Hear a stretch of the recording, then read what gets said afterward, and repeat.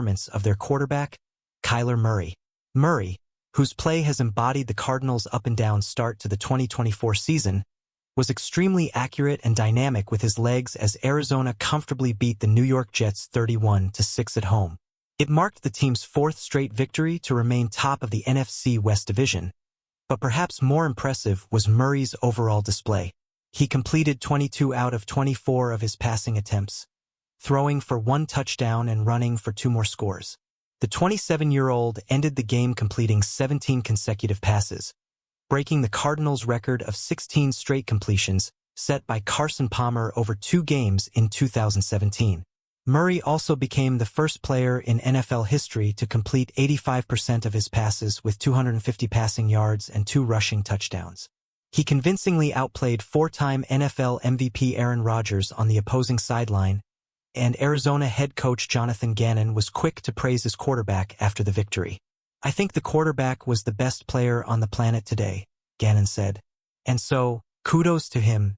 It looked like it might have been a very different afternoon for Murray when he was sacked heavily by an unblocked blitzer midway through the game, causing his helmet to fly loose.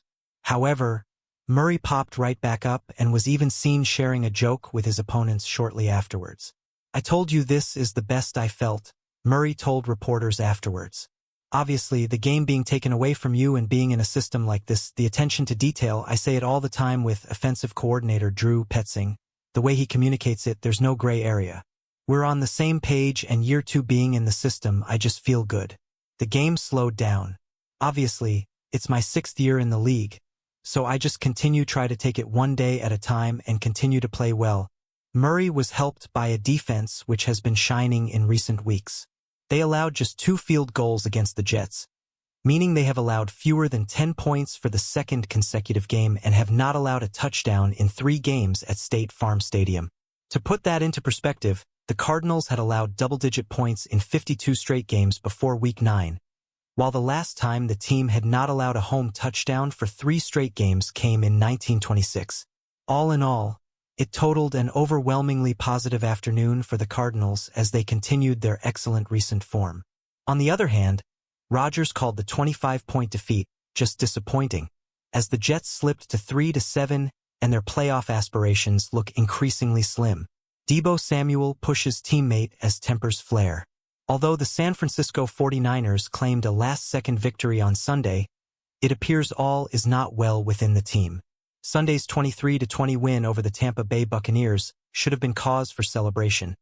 With Jake Moody kicking a game-winning field goal as time expired, Christian McCaffrey playing for the first time this season, and rookie receiver Ricky Pearsall scoring his first NFL touchdown 2 months after being shot in the chest.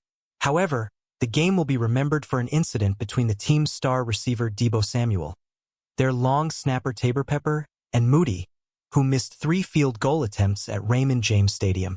And it was after Moody had missed his 3rd attempt near the end of the 4th quarter, with the 49ers leading by 3, that Samuel appeared to exchange heated words with Pepper and Moody. Samuel was seen grabbing Pepper near the throat and pushing him away, in doing so hitting Moody in the helmet. As Samuel and Pepper walked back to their places on the sideline, the two continued to argue with one another. Afterwards, Samuel explained that he was just frustrated in the moment and got out of character a little bit. "I wasn't saying anything crazy to him," he told reporters. "I was kind of frustrated at the time, but he went out there and won the game for us. He wasn't bothered by it, so we moved past it." He also added that Moody had a little dog in him for going back out there and hitting the game winner. For his part, Moody played down the incident. "It's an emotional game and stuff like that happens all the time," the second-year kicker said. "You just move past it and we won, so that's all that matters. There doesn't need to be an apology. I do need to make those kicks at the end of the day. That's all I'm focused on. I'm not worried about anything like that." Pepper echoed Moody's sentiment while also praising the mental fortitude of the 24-year-old to bounce back from 3 missed field goals. "He was telling him to lock in, and we know what our job is," Pepper said. "We got us. It's hard being a specialist. Sometimes it's feast or famine. As a young developing specialist like Jake is, I don't know how much better it gets than missing 3 straight and having to step up and hitting an almost 50-yard game winner. I'm super proud of Jake." Nine Air's head coach Kyle Shanahan said he would address the situation on the flight back to California. "I don't think the pressure of people getting shoved with a helmet on or something is much of it," Shanahan said.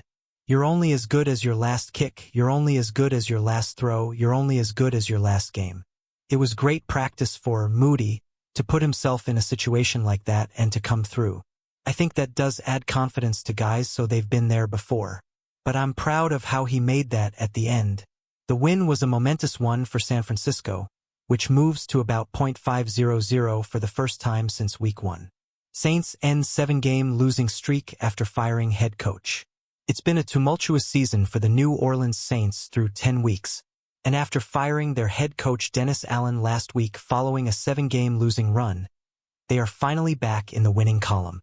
The Saints beat NFC South Division rival Atlanta Falcons 20-17 in their first game under interim head coach Darren Rizzi at the Superdome on Sunday. They began quickly, scoring 17 points before halftime, including 2 touchdown passes from quarterback Derek Carr to wide receiver Marquez Valdes-Scantling, who only signed for the team a few weeks ago. And although the offense faltered in the second half, they benefited from an off day from Falcons kicker Young-Ho Koo, who missed 3 field goals, while New Orleans defense stepped up when it really mattered with the game on the line. A fourth-quarter interception of Atlanta quarterback Kirk Cousins by Tyrann Mathieu halted a drive with just 1:59 remaining before turning the Falcons over on downs as time expired.